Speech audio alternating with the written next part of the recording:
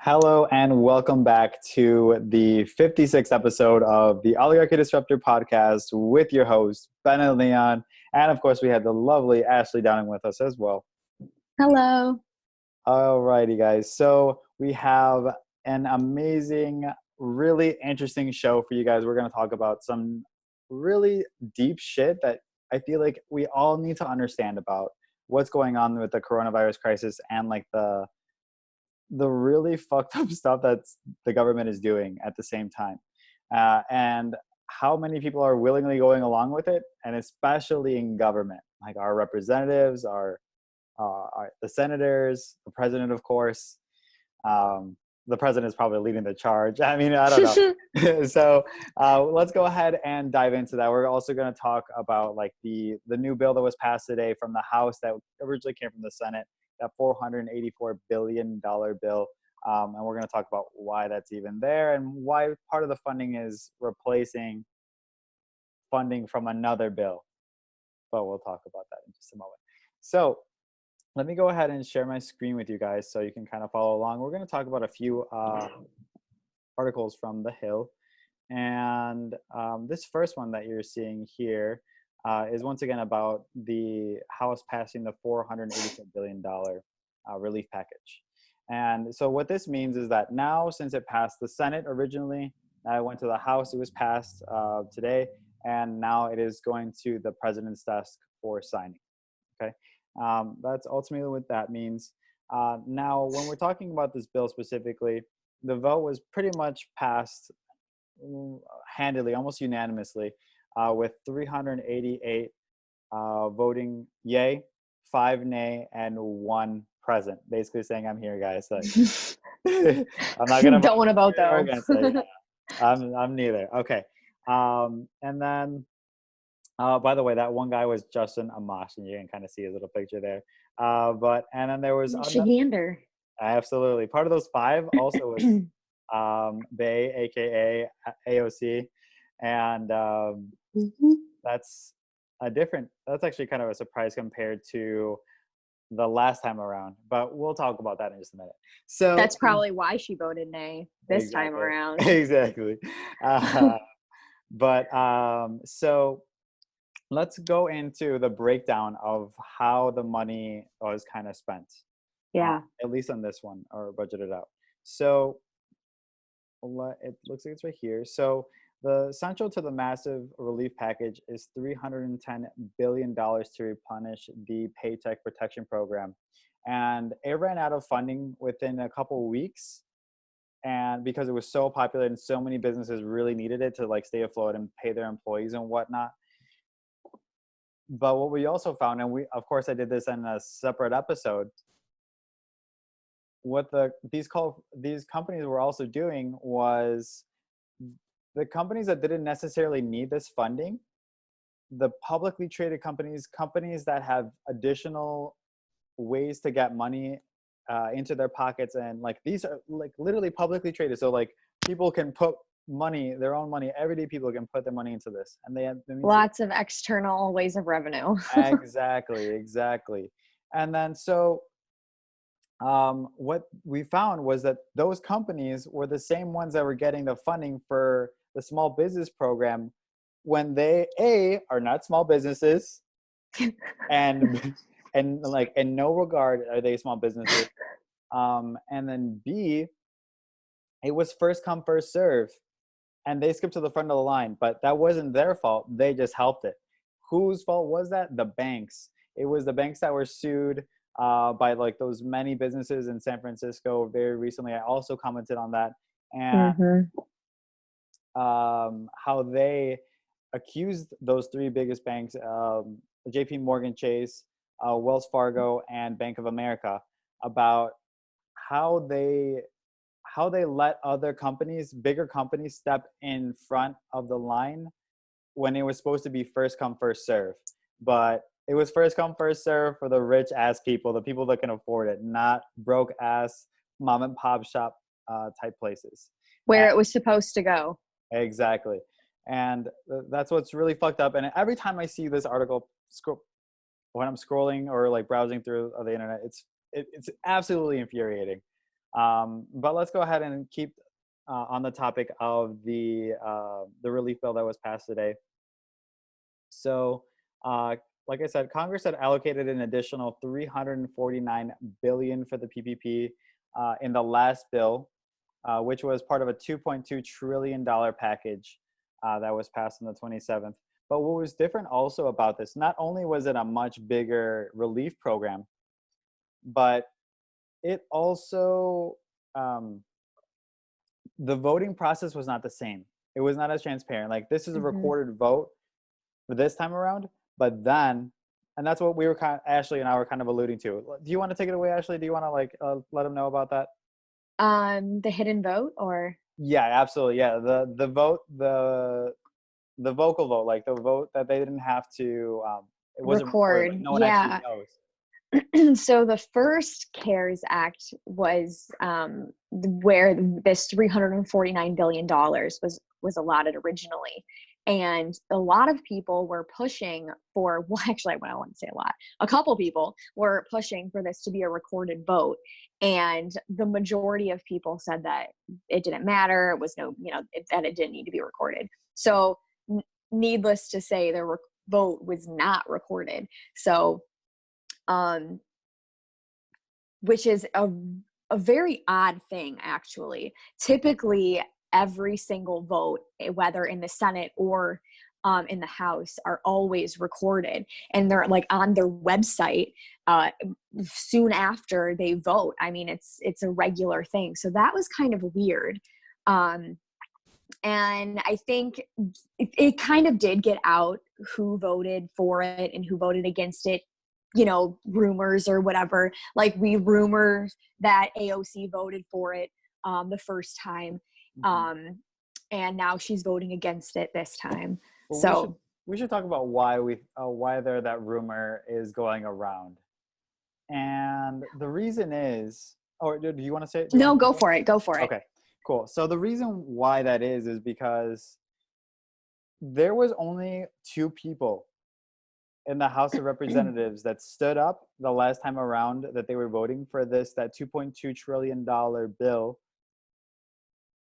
There was only two people that stood up in the House against it. Mm-hmm. It was Representative Thomas Massey, who coincidentally also did it again this time, This but time, this yeah. time he was successful because dozens of other representatives joined him since the last time around and wanted to record the vote.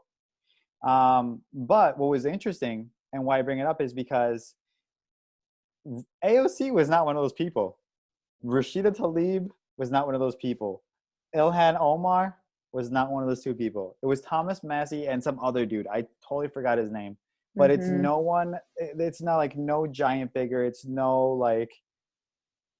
It's no AOC. It's no like huge. It's no Ro Khanna. It's no like none of these Not a progressives. The typical people person you would think would want exactly transparency. like Yeah. that's insane. Mm-hmm. Definitely. I think I mean, in all honesty, the whole fact that they need this second bill because the first bill went over so horribly and all this money was given to people it shouldn't have. I think that makes a lot of people want this vote recorded. They're like, oh shit, maybe I should show the American people that I voted against this one. Literally. But I think she kind of learned a lesson that time around, and or at least a lot of other representatives kind of did as well. Not everybody stood up, but at least a few dozen did enough to get this actually done in a more transparent way this time around. So at least now Yeah. we know who's voting for this and who's voting against it. At the very least, at the very fucking least. I also wanted to mention that, as you see here, Democrats also secured an additional $75 billion for hospitals and community health centers, and another $25 billion to boost COVID-19 testing, divided between state and federal governments. So let's It's move all on. really great. It'd be awesome if we only needed 75, 800, like 100 billion dollars. That would be great, instead of all that other money that we're now needing because corporate America took it from working class Americans. I think you're 100% right. And I think Rant over. who also would think you're right is probably this guy. His name is Cenk Uygur. You see it right here. This is, of course, if you don't already know him, a huge progressive uh, icon in the progressive media landscape. He founded the TYT, and now he's actually running for Congress in California. So support him if you guys are out there living in that district. Let's change this shit up. So I hope you enjoy the video. He is going to talk about how the corporate dens gaslit progressives during for their votes in the coronavirus bill. So I'm going to let him take it away, and then we'll comment on it in just a second. People should come first. So our number one priority should be American citizens, which in Washington is a revolutionary thought. Like, oh, get out of here. We're going to give the money first to Americans? Oh, she's a lunatic. No, obviously we give it to multinational corporations first. And by the way, that's literally what they did. Over 90% of the money went to giant multinational corporations, then small businesses, then actual citizens. And AOC's making the argument, no, let's flip it. Let's do citizens first, small business second, giant corporations third. And that is great framing. That is great policy. The problem is for progressives, they often have the right policies, but they get gaslit by Democrats into not fighting too hard. So initial thoughts on his take on that. I thought he did a great fucking job. Yeah. I mean, clearly they snuff out every progressive candidate that runs for president. Why wouldn't they try to get progressives not to vote for policies that they don't see as being beneficial to the Democratic Party? It's absolutely insane. And I think he did a really good job, like basically kind of summing up what happened. And I'm really glad to see that AOC is kind of taking a different tone. I know that, I mean, a lot of people love her and they don't think that anything happens at all. And that's a problem. Like you guys, even though like, I mean, I personally love her too. I know like, Ashley, I don't want to speak for you, but I'm pretty sure you do. Yeah, no, I do. Yeah, I mean, like she's like a firebrand for the progressives. Like, how could you not like her? Especially taking out like the establishment, like Joe Crowley in 2018. Like how impressive was that? How can you not like youngest woman in Congress? Like one of the first minority faces that's but that's in the progressive movement. Yeah, it's really kind of like interesting to see like how someone like that is also kind of starting to like deviate a little and like starting to be a little sketchy, just starting to be like, and this is just bad enough like for me to just like I don't know, but at the same time like she overall does a really good job of trying to put people first in her policies. And I mean, if she was in my district, I'd vote for her. I mean, I'd wife her up anyways. Like, I'd cuff her. Fuck it. But oh whatever. My gosh. That's another topic. So AOC, if you're watching this, hit you up someday, girl. Okay. All right. Oh my God. Fuck. All right. Whatever. Don't. I'm just embarrassed myself. Whatever. So. You know, though, I agree with you about what you said about AOC, but I also think too that she isn't a true Democrat either. You know, she's definitely a progressive. So I think that she's kind of trying to just fight both sides and trying to, you know, still secure her seat because she knows that she is making a difference. But still trying to have that moral, you know, I don't want to vote for, or I don't want to completely align myself with these establishment Democrats. I think you bring up a great point. I think that some people, such as myself, may be a little too harsh on AOC because she does work within the system, you know, and like her boss is like the committee head or the chairwoman or chairman of whatever committee she's on, and ultimately like Nancy Pelosi, who is the Speaker of the House, of course. So she has to work with them. And I'm assuming, like, along with politics, there are many concessions that are made. I feel like this might be one of them, but at the same time, this was a moral vote, and she is one of the moral, like, people in Congress. People look up to her for like her decision making, and to see her not stand up to make a good humanitarian decision, not necessarily humanitarian, but transparent, like. Transparency when it comes to voting and accountability. Oh, sure. Yeah, that's what I was referring to, like the voting and for those bills and stuff. But I nevertheless, think that she also go did ahead. a lot of like pushback though with this bill, wanting because oh my gosh, the amount of articles that I saw about Republicans bashing Democrats for trying to, you know, have this bill's taking too long, but that's because they were trying to fight to get more money in there for actual working class people who are not working and need the money. So I don't know. I give AOC a decent amount of credit. I do think that she is maybe making some concessions that she shouldn't be, but I think that she does a lot of hard work. It cannot be easy Mhm. working with all those people. Yeah, you gotta give her some kudos. But let's go ahead and move Anywho, on. Yeah, exactly. Let's go ahead and we're move on. floating her root beer. Let's go ahead and move on to the next topic, which is the 5 lawmakers who voted against this coronavirus relief. So, I actually mentioned a couple of them a little earlier on.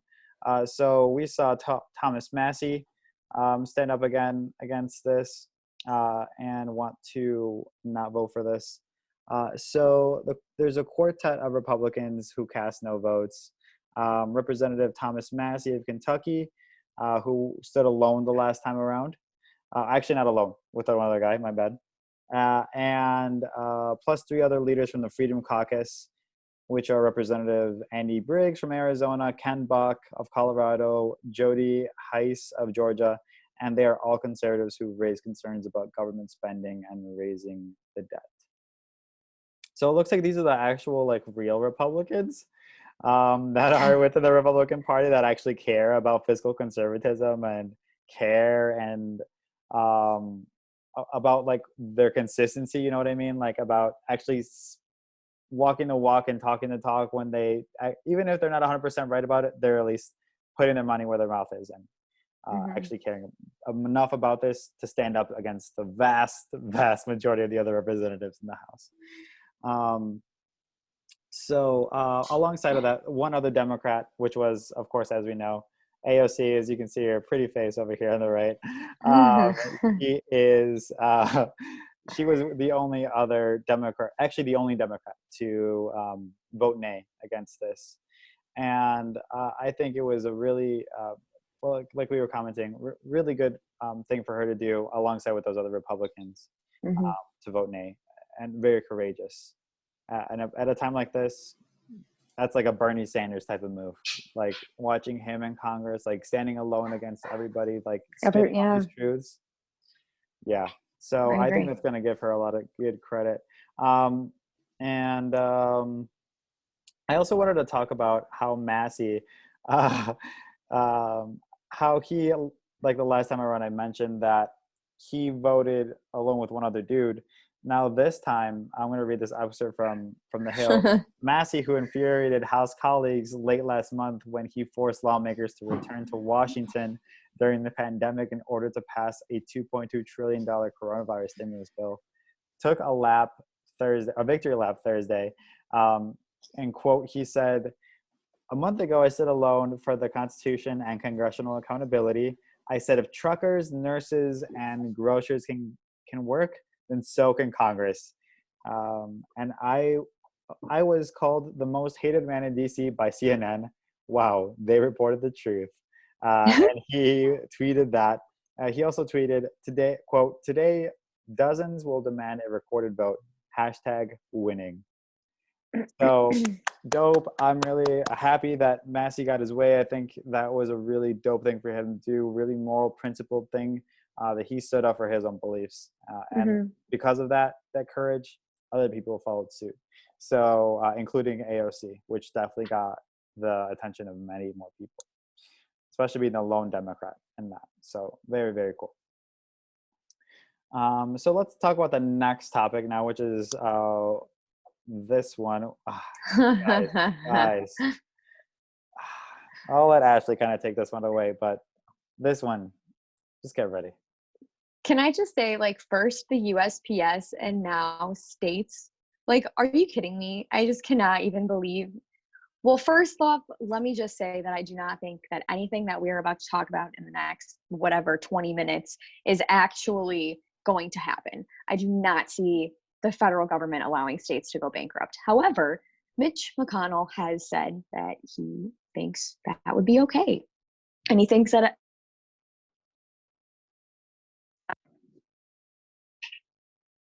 a good majority of Republicans would also be on board with that. So yeah, anyways, I wanted to kind of read a little bit of stuff inside the article, if we can kind of like scroll through so they Absolutely. can. Keep going. Oh yes, this one. I would certainly be in favor of allowing states to use the bankruptcy route. Okay, it saves some cities, and there's no good reason for it not to be available. My guess is their first choice would be for the federal government to borrow money from future generations to send it down to them, so they don't have to do that. That's not something I'm going to be in favor of. You're saying that you want states who employ thousands, if not millions of people to go bankrupt. Are you serious?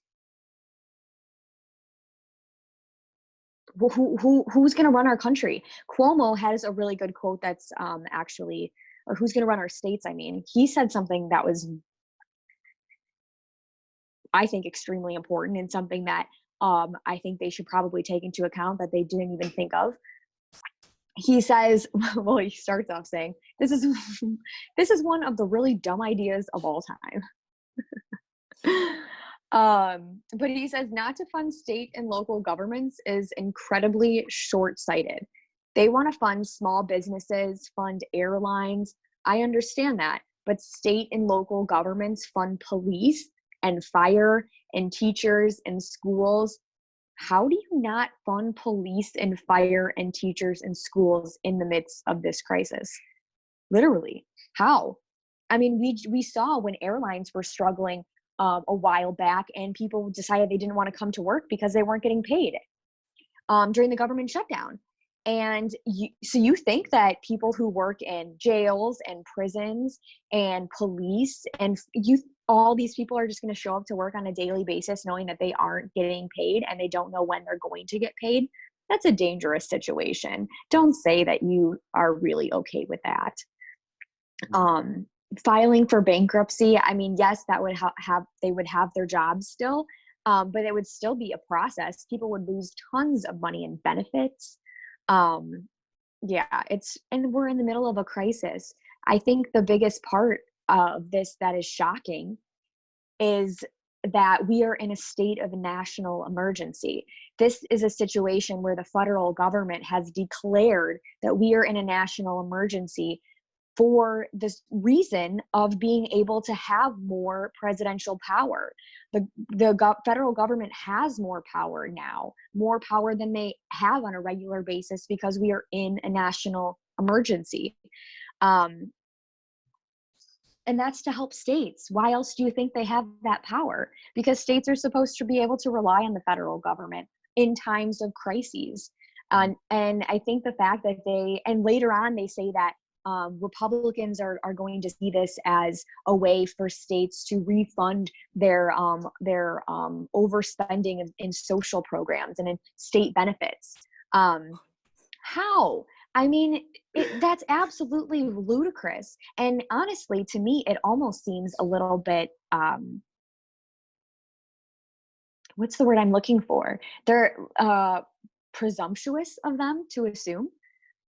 They're elitist. You're giving all this money to corporations. What do you think they're doing with it? Not giving it to their employees, I'll tell you that. So why do you care what states are going to be doing with their money? I'm really interested in dissecting this Mitch McConnell quote because I think it's so jam-packed with so many different things. I kind of want to pull it apart a little bit and kind of wind it back. But first, I want to prequel that by saying, I'm talking a little bit about who Mitch McConnell is, right? Oh. So Mitch McConnell, first off, if you don't already know, he is the leader of the Senate. So he's the Senate Majority Leader. Basically means he calls all the shots, just like Nancy Pelosi does in the House. In the House. Mm-hmm. Only difference is that he's Republican and he's an absolute fucking stinking piece of shit. And he's done things like he's denied President Obama a Supreme Court pick, something that has never happened in the Never. history of this country.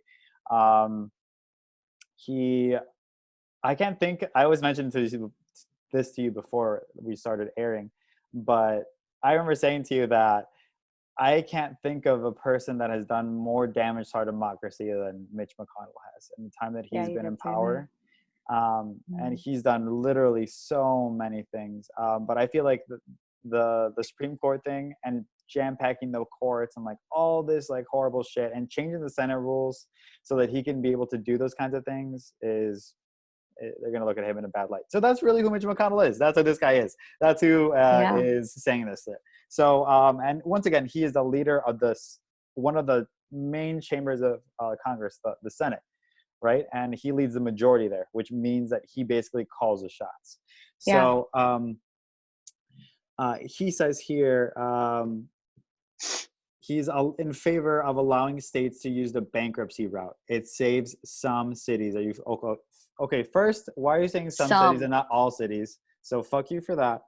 And like, there's no good reason for it not to be available. Yeah, like see, like declaring bankruptcy is some kind of saving grace for these states and these people. Like, are you fucking serious?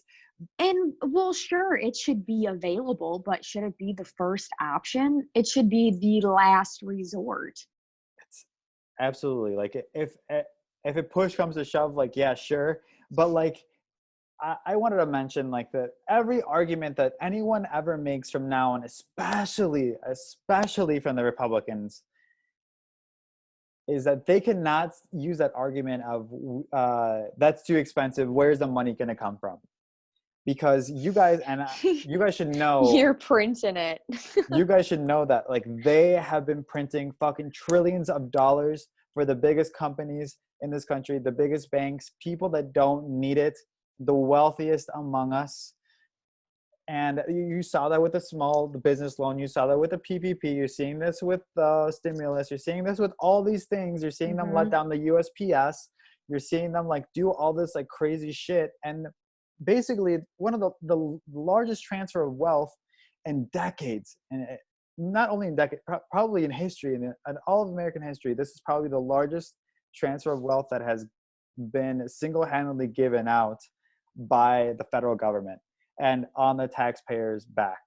This is going to be added on to that those trillions of dollars that we already have in the national debt, and this is going to be added on in Mitch McConnell's own words into from future generations. It's going to be on their backs, his kids and grandkids, and our kids and grandkids, and their grandkids, and probably their fucking grandkids. Let's be honest. Yeah. Well, and it's so crazy because everybody wanted to say, which I'm not agreeing with, but everybody wanted to say, Obama was so horrible, getting us in so much debt, bailing the banks out, blah, blah, blah. What are you guys doing? Bailing out all these corporate businesses, which already have all these other ways of receiving revenue, and instead completely depleting not even that we really had a middle class America anymore anyways, but you're just making poor people poorer, and making middle class families struggle. Absolutely. It's horrible. So let's go all ahead. in the name of money. For real. And that's a common theme that you see. It's easy to hit at the Republicans for this just because they just do it so blatantly. Sure. But the Democrats are also kind of guilty of this. So I don't want to like make it seem like it's just the Republicans when it's really both of them. But yeah, they are putting money above the lives of their people. So let's go ahead and continue on with this quote.